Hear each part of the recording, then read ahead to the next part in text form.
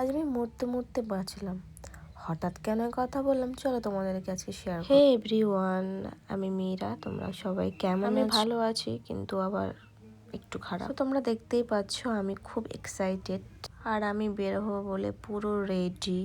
কিন্তু এদিকে দেখো ঝমঝম করে বৃষ্টি পড়ছে। সো ভিডিওটা কিন্তু তোমরা লাস্ট পর্যন্ত দেখো। তো এখানে বৃষ্টি কিছুতেই থামছে না।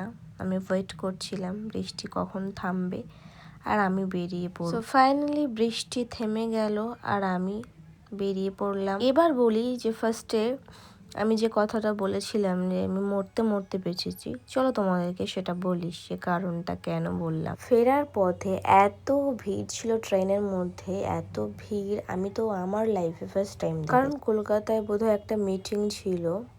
সো এই কারণে এত ভিড় ছিল, মানে কিছুতেই উঠতে পারছিলাম না। তাও কি করব, না তুমি তো বাড়ি যেতেই মানে বাড়ি ফিরতে পারবো না। সো টাটা, দেখা হচ্ছে পরের ব্লগে। Good night.